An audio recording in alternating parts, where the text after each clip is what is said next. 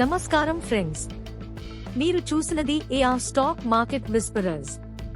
ఈ వీడియోలో మనం హెచ్డిఎఫ్సి బ్యాంక్ ఇప్పటి పరిస్థితి, recent financials, asset quality, capital బఫర్లు, పెనాల్టీలు, మార్కెట్ పొజిషన్ మరియు ఒక లాంగ్ టర్మ్ బై కదా అనే ప్రశ్నకు స్పష్టమైన సమాధానం ఇస్తాం. 2 డిసెంబర్ 2025న మార్కెట్లో ఫైనాన్షియల్స్ లో ప్రాఫిట్ టేకింగ్ కనిపించింది. హెచ్డిఎఫ్సి బ్యాంక్ షేరు కూడా కొంత మేరకి దిగజారినట్టు వార్తలు వచ్చాయి. మార్కెట్ సందర్భం: ఈ రోజు నిఫ్టీలో ఫైనాన్షియల్స్ సెక్టార్ బలహీనపడింది. తాజా ట్రేడింగ్ చరిత్రలో హెచ్డిఎఫ్సి బ్యాంక్ షేరు ఇటీవల కొన్ని రోజులుగా ₹1,000 పరిధికి సమీపంలో ట్రేడ్ అవుతున్నది. బాగా ఆసక్తికరమైన స్థితి. ఇక్కడ మనం Q2 FY26 సెప్టెంబర్ క్వార్టర్ మరియు FY25కు సంబంధించిన కీలక ఫైనాన్షియల్ ఫిగర్స్ ను చూడబోతున్నాం.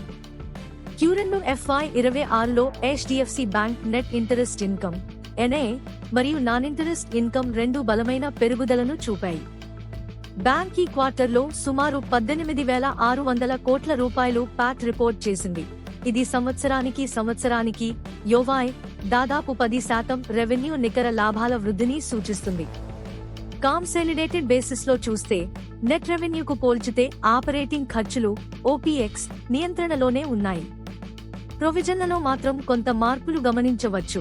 కొన్ని క్వార్టర్లలో ప్రొవిజన్ బిల్డప్ కారణంగా QoQ లాభాల్లో అస్థిరతలు కనిపించాయి.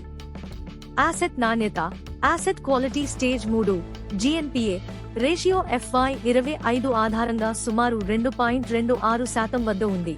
ఇది బ్యాంక్ రిస్క్ మేనేజ్మెంట్ యాక్టివ్గా నియంత్రణలో పనిచేస్తోందని సూచిస్తుంది. క్యాపిటలైజేషన్: బ్యాంక్ క్యాపిటల్ అడెక్వసీ బలంగా ఉంది.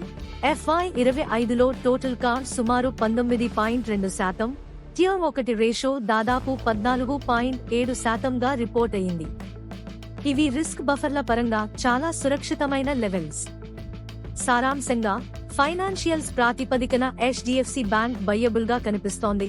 రెవెన్యూ స్థిరంగా పెరుగుతోంది. ఆసెట్ నాణ్యత నియంత్రణలో ఉంది మరియు బలమైన క్యాపిటల్ బఫర్ బ్యాంక్ కి భవిష్యత్తులో కూడా రిస్క్లను హ్యాండిల్ చేసే శక్తిని ఇస్తోంది. RBI 2025లో హెచ్డిఎఫ్సి BNKను మళ్లీ డొమెస్టిక్ సిస్టమికలీ ఇంపార్టెంట్ బ్యాంక్ (DSIB) గా గుర్తించింది. దీని కారణంగా బ్యాంక్ అదనంగా CET1 క్యాపిటల్ బఫర్ను హెచ్డిఎఫ్సి బ్యాంక్ విషయంలో సుమారు 0.4% నిర్వహించాలి. దీని అర్థం RBI బ్యాంక్ మరింత స్థిరత, రిస్క్ మేనేజ్మెంట్ కోసం అదనపు క్యాపిటల్ను కలిగి ఉండాలని కోరుతోంది. ఇటీవలి కాలంలో బ్యాంక్పై RBI నుంచి ఒక చిన్న పెనాల్టీ కూడా నమోదైంది. NSE ఆర్కైవ్ ప్రకారం 18 నవంబర్ 2025న వచ్చిన ఆర్డర్లో బ్యాంక్పై ₹91 లక్షల జరిమానా విధించబడింది. ఇది ఒక నిర్దిష్ట కంప్లయన్స్ సమస్యకు సంబంధించినది మాత్రమే, పెద్ద ఫైనాన్షియల్ ఇంపాక్ట్ కాదు. అయితే బ్యాంక్లోని ప్రాసెస్ మరియు కంట్రోల్ వ్యవస్థలపై మెరుగుదలకు సూచనగా చూడవచ్చు. మొత్తానికి DSIB స్థానం మరియు రెగ్యులేటరీ అవసరాలు బ్యాంక్ యొక్క భవిష్యత్ capital allocation planning, dividend policy మరియు గ్రోత్ స్ట్రాటజీలపై కొంత ప్రభావం చూపవచ్చు. హెచ్డిఎఫ్సి BNKకు లాంగ్ టర్మ్ లో కొన్ని స్పష్టమైన వృద్ధి అంశాలు ఉన్నాయి. 1. రిటైల్ లెండింగ్ గ్రోత్ టార్గెట్లు. రిటైల్ లెండింగ్ సెగ్మెంట్ బ్యాంకు మంచి మార్జిన్లు, స్థిరమైన రిటర్న్స్ ఇస్తుంది. ఈ సెగ్మెంట్ పెరుగుదల హెచ్డిఎఫ్సి బ్యాంక్ యొక్క ముఖ్య శక్తులలో ఒకటి. 2. Digitisation. Digital products. Digital adoption పెరగడం వల్ల బ్యాంక్ యొక్క కాస్ట్ టు ఇన్కమ్ రేషియో ఇంకా మెరుగుపడే అవకాశం ఉంది. Digital banking bank scale, profitability రెండూ ఇస్తుంది. 3. ఫీస్ బేస్డ్ ఇన్కమ్ పెరుగుదల.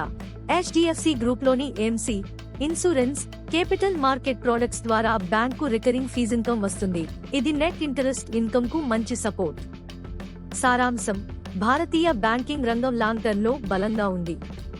హెచ్డిఎఫ్సి బ్యాంక్ యొక్క బిజినెస్ మోడల్, బ్రాండ్ విలువ మరియు ఆపరేషనల్ ఎఫిషియన్సీ దీన్ని దీర్ఘకాల ఇన్వెస్టర్లకు ఆకర్షణీయంగా మారుస్తాయి. ఇప్పుడు రిస్క్ ఫాక్టర్లు. 1.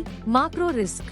వడ్డీ రేట్ల సైకిల్, ఆర్థిక మాంద్యం లేదా US గ్లోబల్ మార్కెట్ షాక్స్ వస్తే bank lending trends, credit demand, ప్రొవిజన్లపై ప్రభావం పడవచ్చు. 2. కంపిటీషన్. ఇతర ప్రైవేట్ సెక్టార్ బ్యాంకులు, ICICI, యాక్సిస్, కోటక్ మరియు కొత్త ఫిన్టెక్ ప్లేయర్లు వేగంగా డిజిటల్ ప్రొడక్ట్స్ లో పోటీ పెంచుతున్నారు.